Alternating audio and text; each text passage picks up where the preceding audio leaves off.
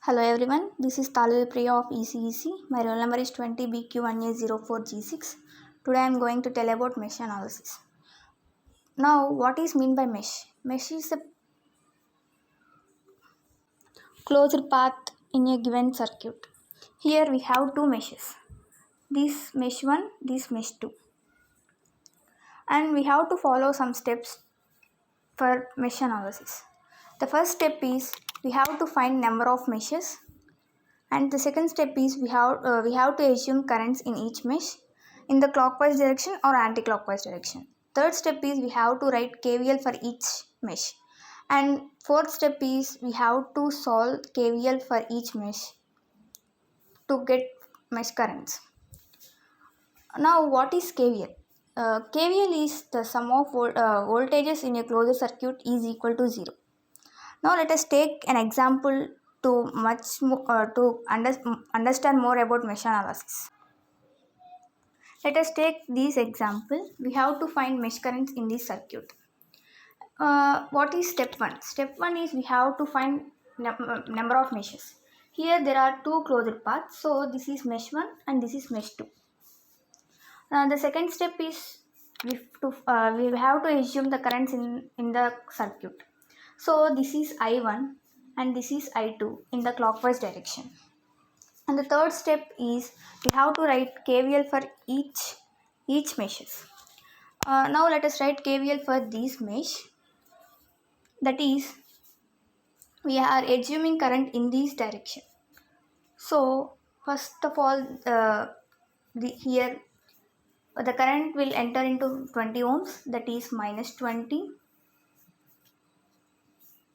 and entering into the 5 ohms resistance. So I1 current in this mesh is I1. So 5 into I1. Here 10 is a common resistor for both mesh 1 and 2. So for voltage for these is 10 into I1 minus I2 is equal to 0. Now KVL for mesh 2.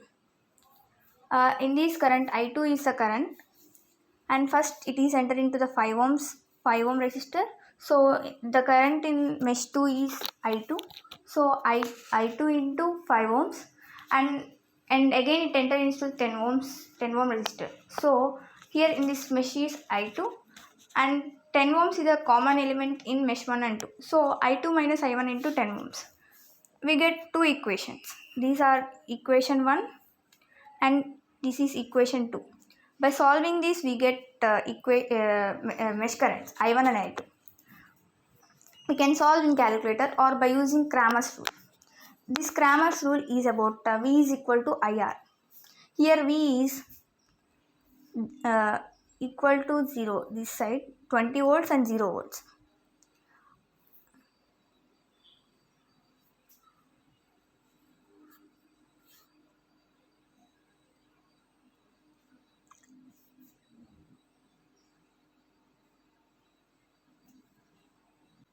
And R is resistance. Here in this first equation we have resistance 15 minus 10. We can write in matrix form, minus 10 and 15 in this matrix form. And the currents are I1 and I2. Here delta 1 and delta 2. Delta 1 is the V into first row is replaced with the 20 and 0, and second row is second column is right as it is. And delta 2 is first row is written as it is and second row is changed to 20 into 0. By finding I1 and I2, I1 is the delta 1 by delta and I2 is delta 2 by delta. Then by solving this, we get I1 is equals to 2.4 amperes and I2 is equals to 1.6 amperes.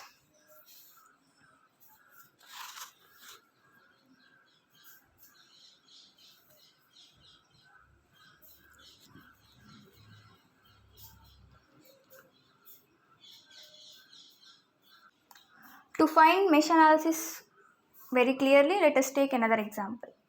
This is circuit. In this circuit, we have two meshes, mesh 1, mesh 2. And we are assuming currents I1 and I2 in the clockwise direction.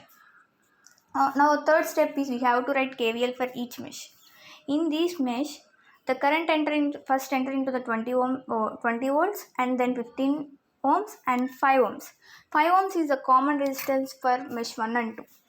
So we have to write KVL for mesh 1. So first minus 20 into mesh current in this circuit is I1 into 15 and current in 5 ohms resistor is I1 minus I2 into 5 is equal to 0.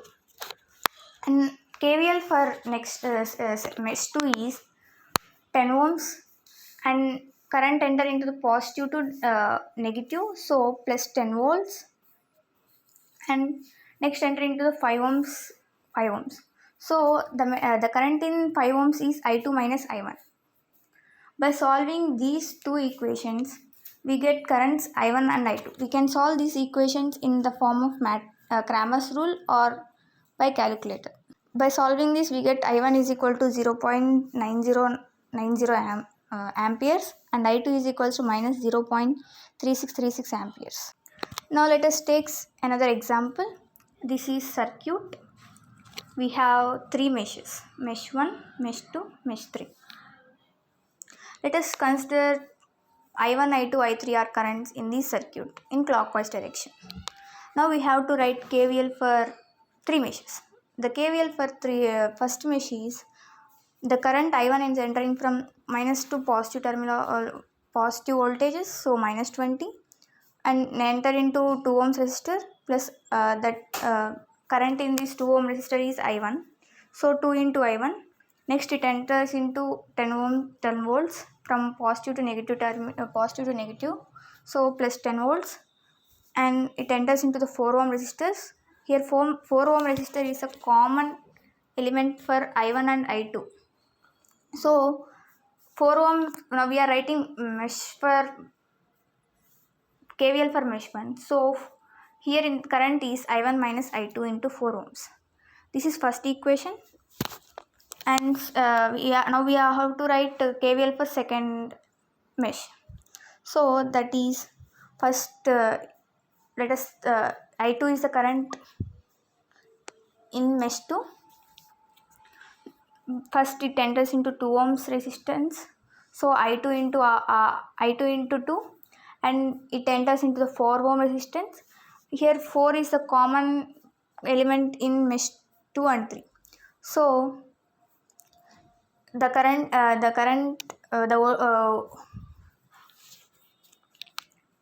is I2 minus I3 into 4, and it again enters into the 4 ohm resistance. It is common element for mesh 1 and 2, so 4 into I2 minus I1, and it again enters into the 10 volts, so it enters into minus sign to positive, so we have to take minus 10 volts. This we get second equation. And for third mesh, this is third mesh. First current I3, it enters into 2 ohm resistors. The current in this circuit is I3 into 2 ohm resistors, and it again enters into the 5 volts. Here it enters into positive to negative terminal, so plus 5, and it again enters into the 4 ohms resistance. So here 4 ohms is a common element for both 1 and 2 and 3 meshes. So current is I3 minus I2 into 4. We get third equation. By solving 1, 2, 3, we get current in these meshes. By solving these by Cramer's rule or by equation method, we get. Now let us take about Cramer's rule. Here we get equations 3I1 minus 2I2 is equal to 5. Minus 2I1 plus 5I2 minus 2I3 is equal to 5. Minus I2 plus 6I3 is equal to minus 5. Now we have to write delta. Delta is a matrix of resistance. That is 3. In the first equation we have 3, 2, and there is no I3, so 0. And second equation minus 2I1, so minus 2, 5I2, so plus 5, and minus 2I3, so minus 2. In third equation there is no I1 term, so 0. I2 is minus 4 and I3 suffix is 6. So this is resistance. Delta 1 is by changing voltages of the first column. We get here voltages are 5, 5, minus 5. By replacing first column we get delta 1, and we have to write second column and third column as is. And delta 2 is second column, we have to replace with 5, 5 minus 5 to the delta. And the third delta 3 is we have to change third column, and we I1 is delta 1 by delta, I2 is delta 2 by delta, I3 is delta 3 by delta.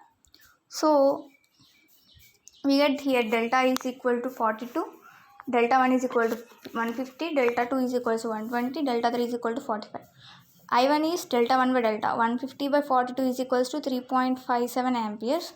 I2 is delta 2 by delta, we get to 120 by 42, it is 2.857 amperes.